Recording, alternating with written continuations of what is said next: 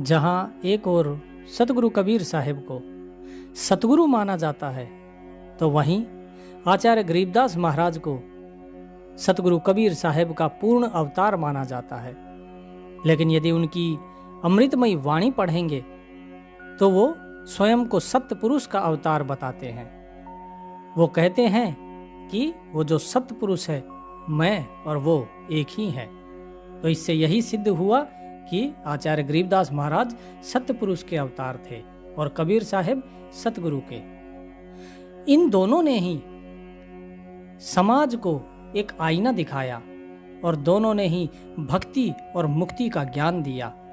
जहां एक और कबीर साहिब ने भक्ति मार्ग दिखाया, तो वहीं आचार्य गरीबदास महाराज ने भक्ति और योग, इन दोनों का मार्ग लोगों को दिखाया है। दोनों ने ही इस समाज का मार्गदर्शन किया है कि किस प्रकार उस परमात्मा को प्राप्त किया जा सकता है। तो उनके द्वारा किए गए मार्गदर्शन को आज आपको विस्तार में बताया जाएगा। इससे उत्तम मार्गदर्शन आपको और कहीं भी नहीं मिलेगा। जो संध्या आरती कबीर साहिब जी बताते हैं, जो संध्या आरती आचार्य गरीबदास महाराज बताते हैं, ये दोनों ही आरतियां 8 पद कबीर साहिब के और 8 पद गरीबदास महाराज के, ये दोनों ही अगर आपने समझ लिए तो आपको और किसी भी मार्गदर्शन की आवश्यकता नहीं है। तो आइए जानते हैं इस संध्या आरती का पूर्ण अर्थ। संपूर्ण संध्या आरती के बारे में आपको बताया जाएगा। तो क्या कहते हैं? सबसे पहले कबीर साहिब के 8 पद। पहला पद क्या है? पहली आरती हरि दरबारे तेज पुंज जहां प्राण उधारे, पाती पंच पहुंप कर पूजा देव निरंजन और न दूजा। कि सबसे पहले मैं आरती किसकी करता हूं? उस परमात्मा के दरबार में मैं आरती करता हूं जो तेज पुंज रूपी है और प्राणों का उद्धार करने वाला है। तो परमात्मा को यहाँ तेज पुंज रूपी बताया है। फिर क्या कहते हैं कि मैं अपनी 5 पत्ती और 5 पुष्पों के साथ आरती करता हूं किसकी? देव निरंजन और न दूजा, उस परम पिता परमात्मा की जो निरंजन है, अर्थात जो देव निरंजन है। निरंजन अर्थात जो आंखों से न देखा जा सके। किसी और दूसरे की पूजा मैं नहीं करता। और 5 पत्ती 5 पुष्प कौन से? आपकी 5 ज्ञानेंद्रियां, 5 कर्मेंद्रियां और 5 प्राण, 5 प्राणों से बोले मैं उसी की आरती करता हूँ। फिर कहते हैं खंड खंड में आरती गाजे सकलमयी हरि ज्योत बिराजे। कि सभी जगह उसी की आरती गाई जा रही है, कण कण में, और हर जगह उसी परमात्मा की ज्योति विराजमान है। शांति सरोवर मंजन कीजे, जत की धोती तन पर लीजे, ज्ञान अंगोछा मैल न राखे, धर्म जनेऊ सतमुख भाखे। दया भाव तिलक मस्तक दीजे, प्रेम भक्ति का आचमन लीजे, जो नर ऐसी कार कमावे, कंठी माला सहज समावे। साहिब कबीर कहते हैं कि इस शरीर को तो हम जैसे पानी से मांजते हैं, इसी तरह अपने मन को शांति के सरोवर में नहलाइए। आपके मन में शांति होनी चाहिए। और जतन की धोती, जैसे तन पे हम धोती बांधते हैं, इसी तरह मन के ऊपर जतन की धोती, जत की धोती होनी चाहिए। और ज्ञान का अंगोछा यदि रखेंगे तो मन में मैल नहीं रहेगा, उस अंगोछे से मैल साफ हो जाएगा। तो ज्ञान रूपी अंगोछा। और धर्म का जनेऊ, ये धागे का जनेऊ से कुछ नहीं होगा, ये तो शरीर पे पंडित लोग धारण करते हैं। बोले वास्तव में जनेऊ धर्म रूपी होना चाहिए। धर्म अर्थात जो आपका कर्तव्य कर्म है, जो आपको करना चाहिए वो। और हमेशा मुख से सत्य भाकिए, सत्य बोलिए, सत्य का आचरण कीजिए। हमेशा दया भाव का तिलक रखिए अपने मस्तक में, यानी कि आपके अंदर दया भाव होना चाहिए। और प्रेम भक्ति का आचमन लीजिए। केवल तुलसी के जल का आचमन नहीं, प्रेम और भक्ति का आचमन होना चाहिए। हृदय में प्रेम हो और भक्ति हो प्रभु के प्रति। जो व्यक्ति ऐसी कार्य करता है, इस प्रकार का कर्म करता है, वो सहज ही कंठी माला उसकी मान ली जाती है। वो स्वयं ही ब्राह्मण है, वो स्वयं ही पंडित है। उसे फिर किसी पंडिताई की जरूरत नहीं है, उसे वेद शास्त्रों का ज्ञान करने की जरूरत नहीं है। आगे साहिब कहते हैं गायत्री सो जो गिनती खोवे, तर्पण सो जो तमक न होवे, संध्या सो जो संधि पिछाने, मन पसरे को घट में आने, सो संध्या हमरे मन मानी, कहे कबीर सुनो रे ज्ञाने। कि गायत्री का जाप तो वो है जिसमें कोई गिनती नहीं। ऐसा नहीं है 108 जाप कर लिए या 1008 जाप कर लिए, सुबह जाप कर लिए, बोले गिनती नहीं होनी चाहिए। नाम सुमरन में गिनती कैसी? और तर्पण वो जिससे कि मन का अंधकार दूर हो जाए। तमक माने, तम माने अंधेरा, कि वो दूर हो जाए। यदि मन का अज्ञान दूर हो गया, वही तर्पण है। और संध्या का अर्थ ये नहीं है कि जो सायंकाल का समय है। संध्या का अर्थ होता है जब सूर्य ढलता है और रात आती है, यानी कि जहां दिन और रात का मिलन होता है वो संध्या। इसी प्रकार जो परमात्मा और आत्मा इन दोनों की जहां संधि होती है, साहिब कहते हैं असली संध्या तो वो है जिसमें ये मन जो है ये शांत हो जाता है और वो परमात्मा इस घट के अंदर प्रकट होता है, वो संध्या है। और हमें तो केवल वही संध्या अच्छी लगती है। कबीर साहिब कहते हैं, हे ज्ञानी सुनो, ऐसी संध्या को आप धारण करो। तो आप लोग जो भी संध्या आरती गाते हो, गाने के साथ साथ इसका अर्थ भी पता होना चाहिए। आगे साहिब कहते हैं, ऐसी आरती त्रिभुवन तारे, तेज पुंज जहां प्राण उधारे, पाती पंच पहुंप कर पूजा, देव निरंजन और न दूजा। कि ऐसी आरती अगर करोगे, यानी इस प्रकार से जैसे ऊपर बताया, अगर ऐसा कोई करता है तो तीनों भुवन पार हो जाते हैं उसके। तेज पुंज रूपी है, प्राणों का उद्धार करने वाला है, तो जो ऐसी आरती करे तो तीनों लोग तर सकते हैं ऐसी आरती से। पाती पंच पहुंप कर पूजा, देव निरंजन और न दूजा, इसका अर्थ मैं बता चुका हूं। अनहद नाद पिंड ब्रह्मंडा, बाजत अहन सदा अखंडा। कि अनहद नाद पिंड और ब्रह्मांड, अर्थात इस शरीर में जो नीचे का हिस्सा है वो पिंड है और ऊपर का गर्दन से ऊपर वो ब्रह्मांड है। बोले इस पिंड और ब्रह्मांड में हर जगह केवल वही अनहद नाद, अनहद धुन बज रही है। बाजत अहनि सदा अखंडा, दिन रात वो बजती रहती है, अर्थात वो सुमिरन चल रहा है। अनहद जो सुमिरन होता है वो। गगन थाल जहां उड़गन मोती, चंद सूरज जहां निर्मल ज्योति।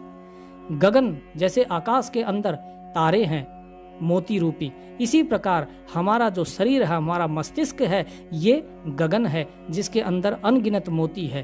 कौन कौन से मोती हैं? हमारे जो सद्गुण हैं। इसके साथ ही चंद सूरज जहां निर्मल ज्योति, चंद और सूर्य निर्मल ज्योति है। बाहर आपको सूरज और चांद दिखाई देते हैं, लेकिन अंदर कौन है? अंदर है आपकी इला और पिंगला, जो एक सूर्य नाड़ी और दूसरी चंद्र नाड़ी कहते हैं। तन मन धन सब अर्पण कीना, परम पुरुष जिन आत्म चीना। प्रेम प्रकाश भया उजियारा, कहे कबीर मैं दास तुम्हारा। कि मैं अपना तन मन धन सब कुछ अर्पण करता हूँ उस परम पुरुष को, जिन आत्म चिन्हा, जिसे मैंने आत्म रूप से जाना है कि ये जो मेरी आत्मा है ये वो परमात्मा ही है और इसका अलग से कोई अस्तित्व नहीं। और उसी के कारण प्रेम रूपी प्रकाश मेरे अंदर हुआ है। प्रेम प्रकाश भया उजियारा, कहे कबीर मैं दास तुम्हारा। कि प्रेम के प्रकाश से मेरा अंतःकरण वो उजला हो गया, उसमें प्रकाश हो गया। और कबीर साहिब कहते हैं कि हे साहिब मैं तुम्हारा दास हूँ, मुझ पर कृपा करो। संध्या आरती करो विचारी, काल दूत जम रह जखमारी। कबीर साहिब कहते हैं कि ये जो संध्या आरती बताई गई है, जैसे बताई जा रही है, इसको ऐसे ही करो तो ये काल जो है इसके दूत झक मार के रह जाएंगे, ये तुम्हारा बाल भी बाका नहीं कर सकेंगे। लाग्या सुषमण कूची तारा, अनहद शब्द उठे झनकारा। उन्मुनि संजम अगम घर जाई, अक्षय कमल में रहा समाई। त्रिकुटी संजम कर ले दर्शन, देखत निरखत मन होए प्रसन्न। प्रेम मगन होए आरती गावे, कहें कबीर भोजल बहोर ना आवे। अर्थात कि सुषमना को जागृत करो, आपकी इला पिंगला इनके द्वारा श्वास लो, इनको समान करो, और जो सुषमना नाड़ी है वो जागृत होगी तो आपके अंदर अनहद शब्द वो झनकार होगी उसकी, अर्थात अनहद शब्द जागृत होगा। अनहद नाम जिसको कहते हैं। उन्मुनि मुद्रा में रहो, उन्मुनि मुद्रा के द्वारा अपने मन को संजो, अपनी सूरत को संजो और आगे बढ़ो और अक्षय कमल में जाके समाओ। अक्षय कमल कहाँ है? जब धीरे धीरे त्रिकुटी से ऊपर उठते हैं तो अक्षय कमल है। क्या कहते हैं कि त्रिकुटी संजम कर ले दर्शन। इस त्रिकुटी में इला पिंगला सुषमना तीनों आके मिलती हैं तो आप अपने स्वयं का आत्म रूप का दीदार करते हैं, जिससे आपके मन में प्रसन्नता होगी, एक आनंद आपको मिलेगा। और प्रेम के अंदर मग्न होके ये आरती कीजिए। प्रेम भाव होना आप देखिए, बार बार कहते हैं साहिब कि प्रेम मगन होए आरती गावे, कहे कबीर भौजल बहोर ना आवे। जो ये आरती अर्थात जिस प्रकार का कर्म बताया गया है इस आरती में, जो इस प्रकार का कर्म प्रेम से करता है वो दोबारा इस भव सागर में नहीं आता है। यही चीज बार बार कबीर साहिब ने ऊपर के दोनों पदों में भी कहा, प्रेम प्रकाश भया उजियारा, कहे कबीर मैं दास तुम्हारा। उससे पहले भी कहा कि प्रेम भक्ति का आचमन लीजिए। तो बार बार प्रेम की बात कबीर साहिब कहते हैं, तो प्रेम जो है इसके ऊपर जरूर ध्यान देना चाहिए। फिर साहिब क्या कहते हैं कि हरिदर जी का मरम न पाया, जिनियो चोला अजब बनाया। पानी की सुई पवन का धागा, 9-10 मास सीवते लागा, 5 तुत्त की गुदरी बनाई, चंद सूरज 2 थिगरी लगाई।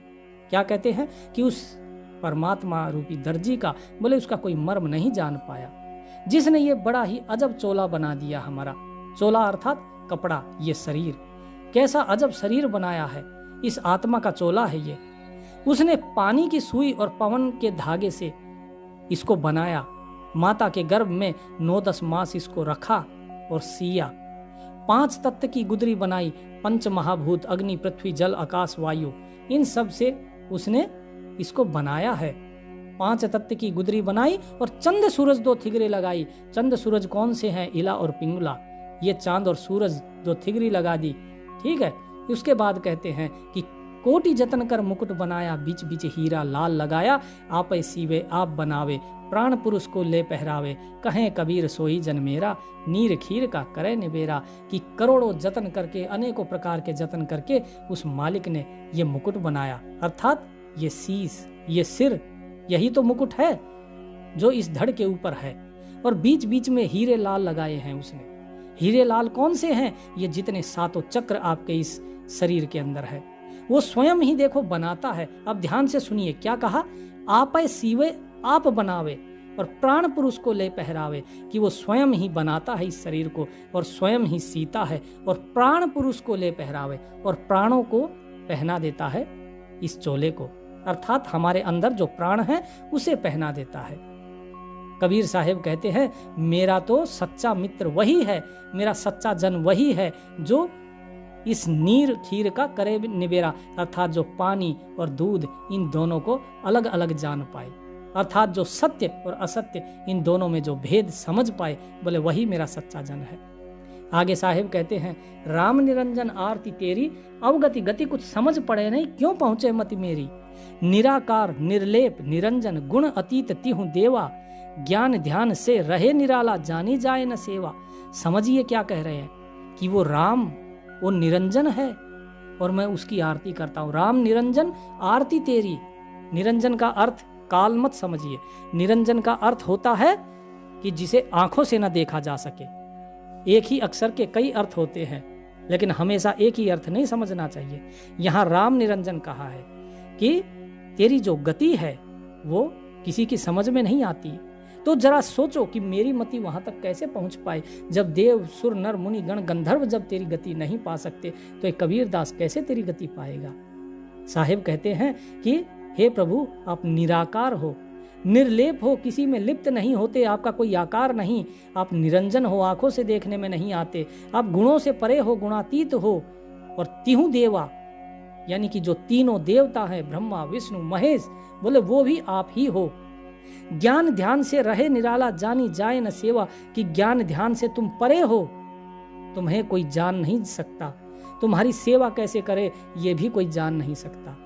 सनक सनंदन नारद मुनिजन शेष पार नहीं पावे, कि ये सनक सनंदन नारद मुनि जितने भी हैं सिद्ध 84 और जितने शेष हैं, ये सब भी तुम्हारा पार नहीं पा सकते। स्वयं शंकर भी तुम्हारा ध्यान धरते हैं, शंकर ध्यान धरे निस्वासर, अजहू ताही झुलावे, कि स्वयं शंकर भी दिन रात ध्यान करते हैं, फिर भी तुम्हारे अंत को नहीं पा पाते। सब सुमरे अपने अनुमाना, तो गति लखी न जाई, कहें कृपीर कृपा कर जन पर, ज्यों है त्यों समझाई। तो कहते हैं कबीर साहब कि सब अपने अपने अनुमान से उस प्रभु को सुमिर रहे हैं, जिसका मन जैसे समझ में आता है वैसे ही प्रभु का सुमिरन करते हैं, लेकिन फिर भी हे प्रभु तेरी गति कोई जान नहीं पाता। इस कबीर के ऊपर कृपा करो और जो तुम हो वैसा का वैसा मुझे समझाओ कि तुम क्या हो और कैसे हो। साहिब आगे कहते हैं कि नूर की आरती नूर के छाजे, नूर के ताल पखावज बाजे, कि वो परमात्मा कैसा है।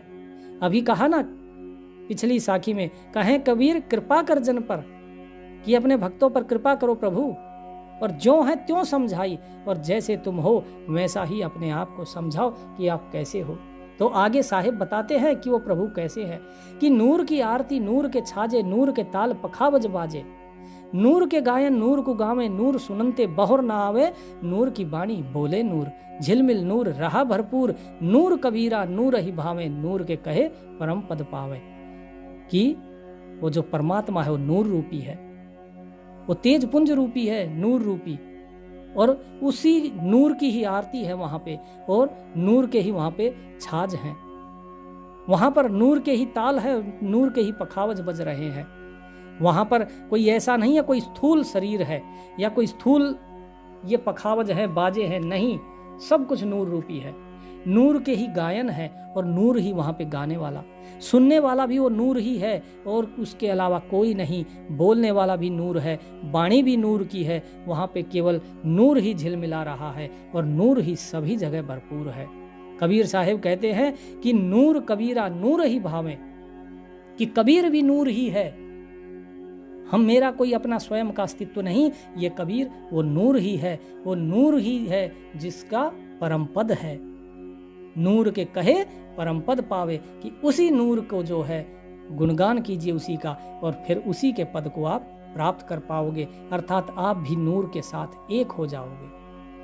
तेज की आरती तेज के आगे, तेज का भोग तेज को लागे, तेज पखावज तेज बजावे, तेज ही नाचे तेज ही गावे, तेज का थाल तेज की बाती, तेज का पुष्प तेज की पाती, तेज के आगे तेज बिराजे, तेज कबीरा आरती साजे। क्या कहते हैं कबीर साहब? कहते हैं कि वो परमात्मा जो है तेज पुंज रूपी, वो तेज की ही आरती है, और वो आरती किसके आगे हो रही है? वो आरती भी तेज पुंज की ही है। भोग लगाने वाला भी स्वयं वो तेज का, अर्थात यहाँ परमात्मा को कहा गया है कि वो परमात्मा जो है उसी की आरती हो रही है। आरती करने वाला भी परमात्मा, जिसकी आरती हो रही है वो भी परमात्मा है, और वो भी भोग लगा रहा है, और भोग लगाने वाला भी वही, और जिसको भोग लग रहा है वो भी वो स्वयं परमात्मा ही है। वो स्वयं ही बजाने वाला पखावज है और स्वयं ही बजने वाला है। वो स्वयं ही नाच रहा है और स्वयं ही गा रहा है। तेज की ही नाचे तेज ही गावे, तेज का थाल तेज की बाती, कि वो तेज पुंज रूपी ही थाल है, और तेज पुंज जो परमात्मा है बोले वही बाती है, वही पुष्प है, वही पत्ती है, उसके आगे केवल वही विराज रहा है। तेज के आगे तेज विराजे और तेज कबीरा आरती साजे, और ये कबीर भी उस तेज का ही रूप है और आरती भी उस तेज पुंज की ही हो रही है। अर्थात सब कुछ वो परमात्मा ही है, उससे अलग कोई नहीं है। ये सच्चा ज्ञान यहाँ कबीर साहब बता रहे हैं। इसके अलावा जो उस परमात्मा के अलावा किसी और चीज को देखता है वो असत्य है, वो अज्ञान है। ज्ञान यही है कि सब कुछ परमात्मा ही है।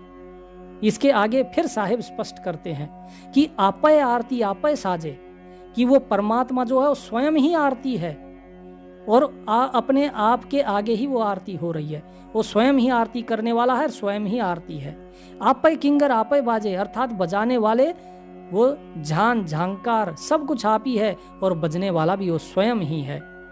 आपय ताल झांझ झरकारा, आप नचे आप देखन हारा, आपय दीपक आपय बाती, आपय पुष्प आपय पाती, कहें कबीर ऐसी आरती गाऊं, आपा मध्य आप समाऊं। कबीर साहब कहते हैं कि वो स्वयं ही ताल है, स्वयं ही झांझ है, स्वयं ही झनकार है। वो मालिक स्वयं ही नाच रहा है और देखने वाला भी वो स्वयं ही है। वो आप ही दीपक है, वो आप ही बाती है, वो आप ही पुष्प है और पत्तियां भी वो आप ही है। कबीर साहब कहते हैं कि मैं तो ऐसी आरती गाता हूँ कि मेरा आपा जो है उस स्वयं उस परमात्मा के अंदर समाया हुआ है और वो मेरे अंदर समाया हुआ है। आपा मध्य आप समाऊं। इसके बाद कबीर साहब की ये 8 पद पूरे होते हैं। फिर गरीबदास महाराज बताते हैं। गरीबदास महाराज फिर और इसको विस्तार में बताते और क्या कहते हैं, अदली आरती अदल समोई। अदली कौन है? अदली है वो परमात्मा। अदल है जो हुक्म देता है, वो हुक्म कि अदली आरती अदल समोई, निर्भय पद में मिलना हुई, कि उस परमात्मा की आरती उस परमात्मा में ही समाई हुई है और निर्भय पद में मिलना हुई। और उससे कहाँ मिलते हैं हम? उससे मिलते हैं हम निर्भय पद में, अर्थात जहां भय से मुक्त हो जाते हैं तब उससे मिलना होता है। आगे क्या कहते हैं, दिल का दीप पवन की बाती, चित्त का चंदन पांचों पाती, तत् का तिलक ध्यान की धोती, मन की माला अजपा ज्योति। कि दिल का दीप बनाओ, अर्थात जो दीपक बाहर नहीं अपने हृदय में रखो, और पवन की बाती अर्थात जो आप श्वास ले रहे हो इसकी बाती बनाओ। और उसके बाद जो चंदन का जो तिलक लगाते हैं वो चंदन कौन सा? वो आपके चित्त का चंदन होना चाहिए। और आपकी जो 5 पाती हैं ये कौन सी? ये 5 प्राण होने चाहिए। तत्त का तिलक ध्यान की धोती, कि तिलक लगाओ तो तत्त का, और धोती रखो तो ध्यान की, अर्थात हमेशा उस प्रभु में ध्यान रखो। और अपनी मन की माला जो है उसको फेरो अजपा जाप के माध्यम से। इस मन में अजपा जाप चलना चाहिए, ना कि केवल हाथ में जो माला है। तो अब गरीबदास महाराज बता रहे हैं कि कैसे करनी है आरती, क्या है संध्या आरती। यहाँ पर अभी तक कबीर साहिब ने जहाँ भक्ति की बात करी थी, गरीबदास महाराज अब भक्ति, ध्यान और ज्ञान की बात कर रहे हैं। कहते हैं कि नूर के दीप, नूर के चोरा, नूर के पुष्प, नूर के भौरा, नूर की झांझ, नूर की झालर, नूर के शंख, नूर की टालर, नूर की सौंज, नूर की सेवा, नूर के सेवक, नूर के देवा। कि सब कुछ नूर रूपी ही है, सब कुछ वो परमात्मा ही है। वही दीपक है, वही चवर हो रहा है, वही पुष्प है, वही भौरा भी है। वो नूर रूपी परमात्मा ही झांझ है, वही झालर है, वही शंख बज रहा है, वही टालर भी वही है, वही परमात्मा की सौंज है और उसी की सेवा हो रही है। सेवक भी वही है और देवता भी वही है। सब कुछ वो परमात्मा है। साहिब कहते हैं, आदि पुरुष अदली अनुरागी, सुन संपट में सेवा लागी, खोजो कमल सूरत की डोरी, अगर दीप में खेलो होरी, निर्भय पद में नृत्य समानी, दास गरीब दरस दरबानी। अब सुनिए क्या कहा कि आदि पुरुष कौन है? वो अदली अनुरागी, कि वो अदली वो परमात्मा है जो राग से परे है। अनुरागी, अनुरागी मतलब जो रागी नहीं है, राग से, राग द्वेष से परे है, जो शून्य संपट में सेवा लागी, जो शून्य में रहता है और वहीं पे सेवा करते हैं हम उसकी। खोजो कमल सूरत की डोरी, अपने सूरत कमल की जो डोरी है, सूरत की डोरी पकड़ो और उसे खोजो। अगर दीप में खेलो होरी, और उसके साथ होली खेलो। कहाँ? अगर दीप में, आगे ऊपर चल के। निर्भय पद में नृत्य समानी, दास गरीब दरस दरबानी। जब निर्भय पद में तुम्हारी नृत्य समा जाएगी, तब तुम जो है उस दरबानी के अर्थात उस परमात्मा के दरस कर पाओगे, दर्शन कर पाओगे। तो यहाँ पे देखिए क्या बताया, पहले बताया खोजो कमल सूरत की डोरी, और बाद में क्या बताया, निर्भय पद में निरत समानी। तो ये सूरत क्या है और निरत क्या है, ये मैं एक सत्संग में बता चुका हूँ, आप उसमें विस्तार से देख सकते हैं, सुन सकते हैं कि क्या होता है सूरत निरत। आगे क्या बताते हैं, अदली आरती अदल उचारा, सत्य पुरुष दीजो दीदारा। आगे अगली जो आरती है उस परमात्मा की, उसका उच्चारण करते हैं कि उस सतपुरुष का, जिससे आपको दीदार होगा। क्या? कैसे कर छूटे 84, इस 84 के भ्रमजाल से कैसे छूटेंगे? कैसे कर छूटे 84, जूनी संकट बहुत 83, जुगन जुगन हम कहते आए, भव सागर से जीव छुड़ाए। अब ध्यान से सुनिए क्या कहते हैं साहिब, कि ये 84 की जो जूनियां हैं ये बड़ी त्रास देती हैं, इनसे कैसे बचा जाए, कैसे छुटा जाए। तो साहिब कहते हैं कि हम जुगों जुगों से कहते आ रहे हैं और इस भवसागर से हमने अनेकों जीवों को छुड़ाया है, पार करा है। कैसे? कर विश्वास, श्वास को पेखो, या तन्मय मन मूर्त देखो, श्वासा पारस भेद हमारा, जो खोजे सो उतरे पारा, श्वासा पारस आदि निशानी, जो खोजे सो होए दरबानी। कि विश्वास करके इन श्वासों को देखो और इस तन के अंदर अपने मन को देखो, मन की मूर्त देखो, इसके अंदर स्वयं को देखो, और जब इन श्वासों को परख लोगे तो हमारा भेद पाओगे। श्वासा पारस भेद हमारा, जो खोजे सो उतरे पारा, जिसने खोज लिया वही पार उतर जाएगा। इन श्वासों को ही आदि निशानी है ये, इन श्वासों को परखो, यही है उस परमात्मा की निशानी। जो इसे खोज लेता है वही उस परमात्मा का दरबान हो जाता है, अर्थात उसके दरबार में पहुंच जाता है। हरदम नाम सुहंगम सोई, आवागमन बहुर नहीं होई, अब तो चढ़े नाम के छाजे, गगन मंडल में नौबत बाजे। हमेशा नाम के ऊपर सवार रहो, हमेशा जब नाम जपोगे तो आवागमन नहीं होगा। अब तो चढ़े नाम के छाजे, अब इस नाम के ऊपर चढ़ो और गगन मंडल में नौबत बाजे। गगन मंडल कौन सा है? आपका सहस्रार, और सहस्रार तक पहुंचो। जब वहां पहुंचोगे तो क्या कहते हैं साहिब, अगर अलील शब्द सहदानी, दास गरीब विहंगम बानी। जब इतना हो जाएगा तब आप उस शब्द तक पहुंचोगे जो आगे है, अलील है, और जो सहदानी है, आपका मित्र है, उस परमात्मा तक आप पहुंचोगे। और साहिब कहते हैं दास गरीब विहंगम बानी। विहंगम का अर्थात होता है पक्षी, कि वो जो वाणी है परमात्मा की वो आपको सुनाई देगी। कैसे? आप पक्षी की चाल पकड़ जाएगी आपकी सूरत, तब पक्षी बहुत तेज उड़ता है तो आपकी सूरत तुरंत उस परमात्मा तक पहुंचेगी और उसका जो वाणी है, जो अनहद नाद है, वो आपको सुनाई देगा। आगे साहिब कहते हैं अदली आरती अदल बखाना, कोली बुने विहंगम ताना। कोली अर्थात वो परमात्मा जो जुलाहा है, जुलाहे को कहते हैं कोली। तो कहते हैं कि वो परमात्मा जो है उसकी आरती, उसका बखान करते हैं। क्या बखान करूं उसका? कि वो परमात्मा स्वयं जुलाहा है और उसने बड़ा ही अद्भुत ताना बुना है। ज्ञान का राज ध्यान की तुरिया, नाम का धागा निश्चय जुरिया। अब ध्यान से सुनिए, उसने ताना कैसे बुना है परमात्मा ने, कि ज्ञान का राज रखा। राज होता है जिससे ये ताना बुना जाता है, एक हाथ टाइप, कंघा टाइप होता है। ज्ञान का राज और ध्यान की तुरिया, ठीक है, और नाम का धागा नीचे जुरिया, और उस तुरी पे नाम का धागा चढ़ाया हुआ है, अर्थात नाम जपते रहो। और फिर क्या कहा कि प्रेम की पान कमल की खाड़ी, सुरति का सूत बुने निज गाढ़ी। कि वो प्रेम की पान कमल की खाड़ी, ठीक है, अर्थात खाड़ी, खाड़ी का अर्थात क्या होता है? तालाब। तालाब के अंदर कमल खिलता है। क्या कहते हैं? कि प्रेम का कमल खिल रहा है।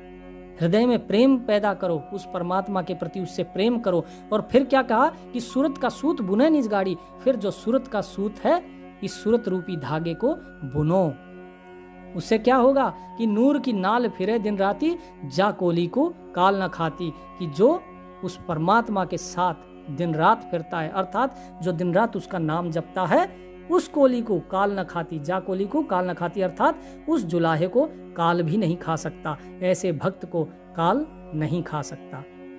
कुल का खूंटा धरनी गाड़ा, अपने कुल जाति का अभिमान, इसको बोले खूंटे को, इसको धरती में गाड़ दो।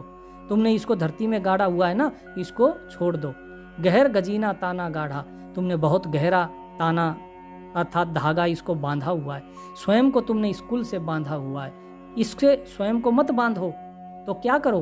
बोले नृत्य की नली बुने जे कोई, सो तो कोली अविचल होई, रेजा राजगी का बुन दीजे, ऐसे सतगुरु साहिब रीजे। कि भाई अपनी जो नृत्य की नली है उसको बुनो, अर्थात अपनी नृत्य को उस परमात्मा के साथ लगाओ, ठीक है, उस नृत्य को नाम में लगाओ।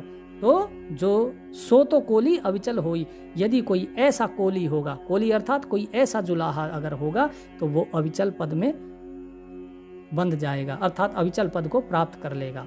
रेजा राज का बुन दीजिए, इस प्रकार का कपड़ा बुनो, ऐसे सतगुरु साहिब रीजे।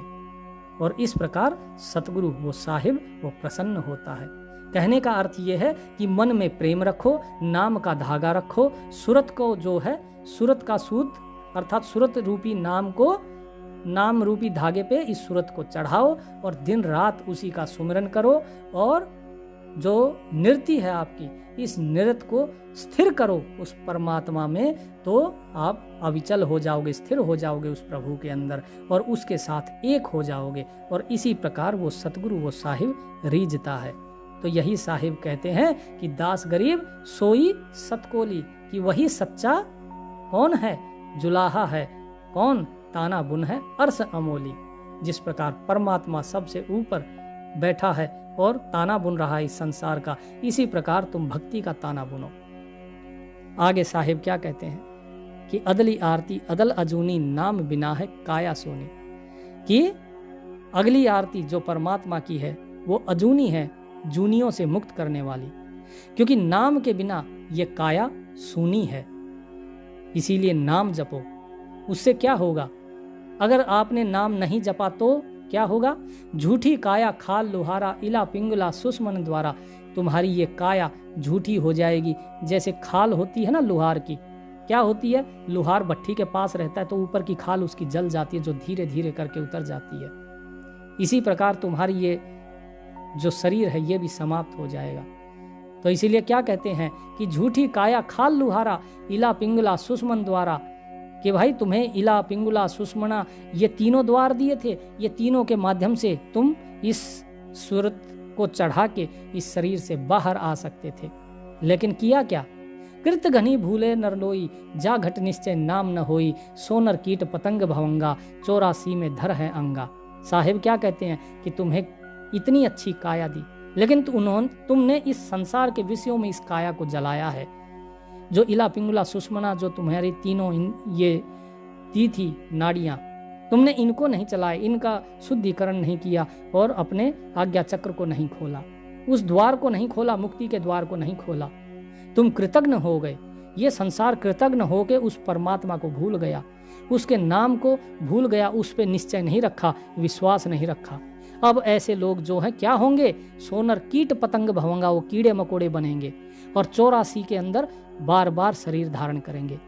उद्बुद्ध खानी भुगते प्राणी, समझे नहीं शब्द सैदानी। जो उस शब्द रूपी अपने मित्र परमात्मा को नहीं समझता है, नहीं जानता है उसे, ऐसे लोग बार बार यहाँ पे अनेकों खानियों में आके भोग भोगते रहेंगे। वो समझ ही नहीं पाते हैं। मैं कितनी बार समझा चुका हूं कि हम हैं शब्द, शब्द हम माही, हमसे भिन्न और कछु नाही। पाप पुण्य दो बीज बनाया, शब्द भेद किन्हें बिरले पाया। शब्द है सर्वलोक में गाजे, शब्द वजीर शब्द है राजे। शब्द स्थावर जंगम जोगी, दास गरीब शब्द रस भोगी। कि भाई कितनी बार मैंने समझाया कि वो शब्द जो है वही हम हैं और वही हमारे अंदर है और हम उसके अंदर हैं। वो उससे भिन्न कुछ भी नहीं, हमसे भिन्न और कुछ भी नहीं है। लेकिन हम बजाय उस परमात्मा के शुक्रगुजार होने के हम कृतज्ञ बन गए। हम क्या करते हैं? मैं, ये मेरा, वो मेरा, ये मैं हूं, वो हमारे विचार, हमारा धन, हमारा कर्म, सब कुछ हमारा। ये जो मैं है, इस मैं के कारण व्यक्ति फंस गया। पाप पुण्य दो बीज बनाया, और जो पाप और पुण्य ये दो तो बीज हैं, क्योंकि यदि पाप करोगे तो भी जन्म लेना होगा और पुण्य करोगे तो भी 84 भोगनी होगी। सुख या दुख ये दोनों भोगने के लिए जन्म तो लेना ही होगा। तो ये दोनों तो बीज हैं। लेकिन शब्द का भेद तो किसी बिरले ने ही पाया है, क्योंकि शब्द इससे परे है, वो पाप पुण्य से परे है, वो जन्म मरण से परे है। शब्द है सर्वलोक में गाजे, शब्द वजीर शब्द है राजे। कि वो शब्द जो है वही सभी लोकों में गूंज रहा है, वही वजीर है, वही राजा है, वही स्थावर है, वही जंगम है, वही जोगी है, वही तीर्थ है, सब कुछ वही है। तो इसीलिए साहिब कहते हैं शब्द स्थावर जंगम जोगी, दास गरीब शब्द रस भोगी। कि ये गरीब दास जो है ये तो केवल उस शब्द के रस का भोग करता है। तो साहिब यहाँ स्पष्ट बता रहे हैं कि उस परमात्मा को ही सब कुछ जानो, उसी के अधीन रहो, उसका कृतज्ञ रहो, कृतज्ञ ना बनो। आगे कहते हैं अदली आरती अदल जमाना, जम जोरा मेटो तलबाना। कि भाई इसके आगली उस परमात्मा की जो आरती है वो सब कुछ उसी के आगे है, उसी का जमाना है। क्या कहते हैं? जम जोरा, जम अर्थात यमराज धर्मराय, जोरा अर्थात उसकी पत्नी। बोले इन दोनों का तलबाना अर्थात तलब करते हैं, हुक्म। बोले इनका हुक्म मैं मेट दूंगा। साहिब कहते हैं बोले जो मेरी बात मानेगा मैं उसे मुक्त कर दूंगा जम जोरा दोनों से। धर्म राय पर हमरी धाई, नौबत नाम चढ़ोले भाई। कि धर्म राय पर हमारा हुक्म चलता है, तुम हमारे नाम की नौबत लो और चलो आगे। चित्रगुप्त के कागज कीरो, जुगन जुगन मेटो तकसीरो। बोले मैं चित्रगुप्त के जो भी तुम्हारे लेखे हैं, मैं सारे लेखों से तुम्हें पार कर दूंगा, मुक्त कर दूंगा तुम्हारे सारे कर्मों से, सारे बंधनों से। युगों युगों से मैं ये मिटता हुआ आ रहा हूँ, लोगों के कर्मों को मिटाता हुआ आ रहा हूँ। तो फिर तुम क्यों परेशान हो? अदल ज्ञान अदल एक रासा, सुनकर हंस न पावे त्रासा। अजराइल जुरावर दाना, धर्म राय का है तलबाना। मेटो तलब करो तागीरा, भेटे दास कबीर गरीब कबीरा। कि भाई वो परमात्मा का जो ज्ञान है वही एक सच्चा ज्ञान है, तुम उसे समझो, उसको सुनो। उसको सुनने के बाद जो हंस है, ये जीव है, ये त्रास नहीं पाता। अन्यथा अजराइल तक, वहां तक जो है ये सब कुछ धर्म राय के अधीन है, काल के अधीन है, उसी का हुक्म चलता है। लेकिन मैं उस हुक्म को मिटा के तुम्हें मुक्त कर सकता हूँ और उस कबीर से, उस परमात्मा से तुम्हारा भेंट करा सकता हूँ। आगे साहिब कहते हैं अदली आरती अदल पठाऊं, जुगन जुगन का लेखा लाऊं। कि अदली आरती अदल पठाऊं, कि उस परमात्मा की आरती करो तो मैं तुम्हें उस परमात्मा तक ही मिला दूंगा। जुगन जुगन का लेखा लाऊं, तुम्हारे अनेकों युगों युगों का जो लेखा है मैं उस सब चीज को नष्ट कर दूंगा, तुम्हारे सारे कर्म भरम सब दूर कर दूंगा। लेकिन तुम विश्वास और प्रेम तो करो। सुनो अब, जा दिन नाथे पिंड न प्राणा, नहीं पानी पवन जमी आसमाना। मैं तुम्हें युगों युगों की बात बता रहा हूं अब, कि जब ना दिन था, ना पिंड था, ना प्राण था, ना पानी थी, ना पवन, ना जमीन, ना आसमान। कच्छ मच्छ कुरंब न काया, चंद सूरज नहीं दीप बनाया। शेष महेश गणेश न ब्रह्मा, नारद सारद नहीं विश्वकर्मा। सिद्ध 84 ना 3300, 9 अवतार नहीं 2400। 5 तत्व ना ही गुण तीना, नाद बिंद ना ही घट सीना। चित्रगुप्त नहीं कीर्तम बाजी, धर्म राय नहीं पंडित काजी, धू धूकार अनंत जुग बीते, जादिन कागज कहों कि न चीते। साहिब कहते हैं जब शेष महेश गणेश ब्रह्मा कच्छ मतलब मछली कछुआ सूअर कुरम्ब पानी पवन जमीन आसमान पिंड प्राण ये कुछ भी नहीं था, नारद शारद विश्वकर्मा सरस्वती ना ही 84 सिद्ध थे, ना 33 कोटि देवी देवता थे, ना 9 अवतार थे मुख्य अवतार, ना 24 गौण अवतार थे, ना ही ये जब 5 तत्व बने थे, ना 3 गुण ही थे तब, ना नाद था, ना बिंद सृष्टि थी, ना ही किसी का कोई हृदय था, ना ही कोई मन था। जब चित्रगुप्त भी नहीं था, ना ही धर्मराय था, ना कोई पंडित था, ना कोई काजी था, जब केवल धू धूकार अनंत युग बीते, केवल अंधकार ही अंधकार था, अनंत युग बीत चुके थे। बोले उस समय किसने ये क्रियाक्रम ये सब किसने लिखे?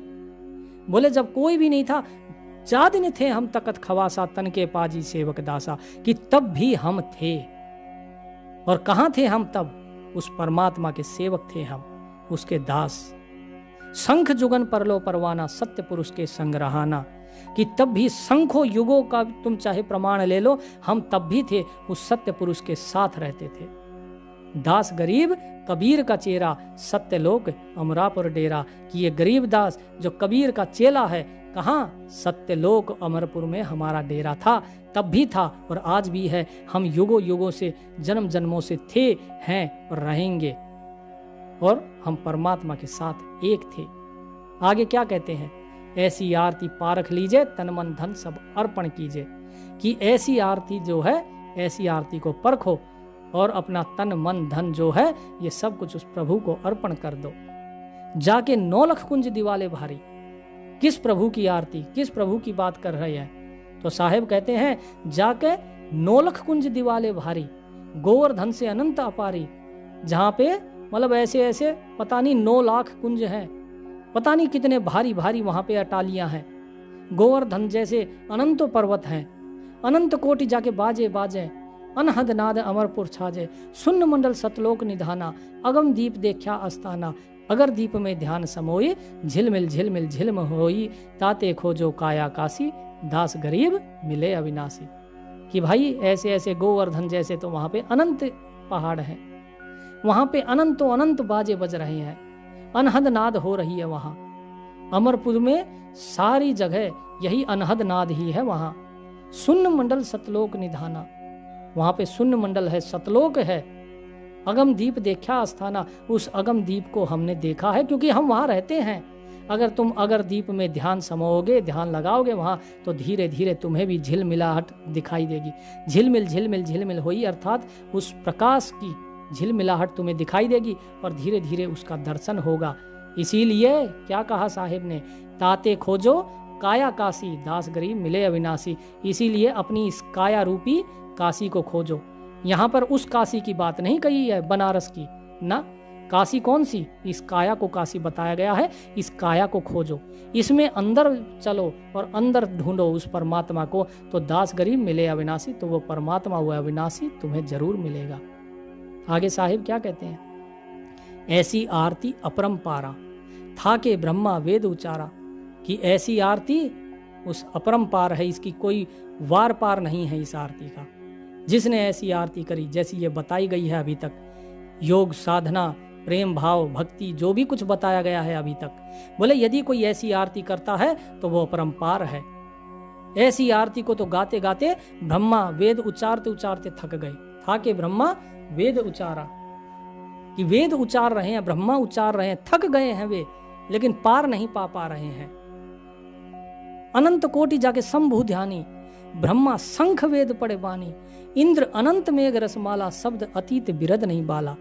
कि उस परमात्मा के यहाँ तो अनंतों अनंत करोड़ों शंभु कितने ही ध्यान लगाए बैठे हैं, कितने ही ब्रह्मा वहां पे वेद पाठ कर रहे हैं, और अनंतों अनंत इंद्र जो है वहां पे बादल बरसा रहे हैं। लेकिन वो परमात्मा वो शब्द अतीत है, शब्द से परे है, ना विरद है ना बाला है, अर्थात ना बूढ़ा है ना बाला है, बालक है, चंद सूरज जाके अनंत चिरागा, शब्द अतीत अजब रंग बागा। सात समुद्र जाके अंजन नैना, शब्द अतीत अजब रंग बहना। कि चांद सूरज जैसे वहां पे अनंतो चिराग हैं, जैसे घर में हम दिए लगाते हैं, बोले वहां पे सूरज चांद तो दिए के समान है। वहां वो परमात्मा शब्द अतीत है, अजब रंग के बाग हैं वहां।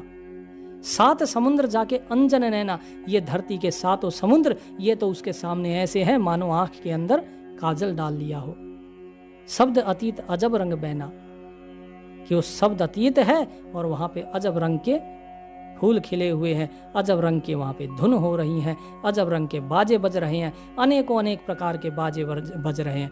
अनंत कोटि जाके बाजे बाजे, पूर्ण ब्रह्म अमरपुर छाजे। वो पूर्ण ब्रह्म कहाँ है? बोले वो अमरपुर, बोले वहां पे विराजमान है। और वहां पे क्या? बोले 30 कोटि रामा अवतारी, सीता संग रहती नारी। बोले 30 करोड़ तो वहां पे राम के अवतार हो चुके हैं, 30 करोड़ से अधिक, और सीता जो है उनके साथ रही है।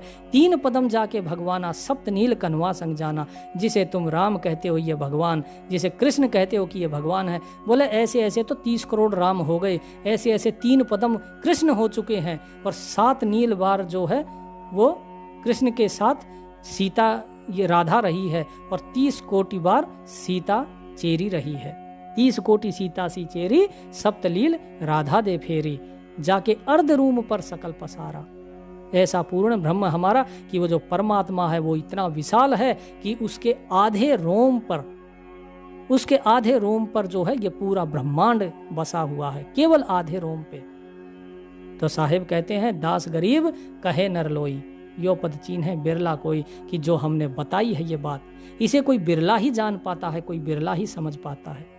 तो यहाँ पे साहिब ने जो भी चीजें बताई कि इतने ब्रह्मा, इतने विष्णु, इतने शिव, इतने इंद्र, ऐसा नहीं है कि ये गिनती है वहां पे कि इतने ही हैं। कहने का अर्थ ये है कि जिसके समस्त सारा ब्रह्मांड जिसके आधे रोम के ऊपर बसा हुआ है, जरा सोचिए वो स्वयं कितना विशाल होगा। कहने का अर्थ ये है कि ये सारा केवल एक दर्शन मात्र बताया है, समझाने के लिए बताया है। ऐसा नहीं है कि ब्रह्मा, विष्णु, महेश ये ढेर सारे वहां पे हाथ जोड़कर खड़े हैं ना, ये एक समझाने का तरीका होता है। कहने का अर्थ ये है कि ये सब तो बहुत छोटी चीजें हैं। ब्रह्मा, विष्णु, महेश, राम, कृष्ण, सीता, राधा, ये सब तो बहुत छोटी चीजें हैं। वो परमात्मा तो इससे बहुत बहुत अनंत और विशाल है। बोले उसका भजन करो, उसकी भक्ति करो, उसका ध्यान करो, तभी आपका कल्याण होगा। तो उम्मीद करता हूँ कि ये 8 पद गरीबदास महाराज के जो हैं और 8 पद कबीर साहिब के, इसमें जो भी आपको बताया गया है, संध्या आरती बताई है, जो ज्ञान है और जो मार्गदर्शन है, इससे अधिक मार्गदर्शन आपका और कुछ हो ही नहीं सकता। क्योंकि इसमें सारे भ्रम सब कुछ दूर हो जाता है। जब साहिब ने कह दिया सब कुछ परमात्मा है तो बात वहीं पर ही खत्म हो गई।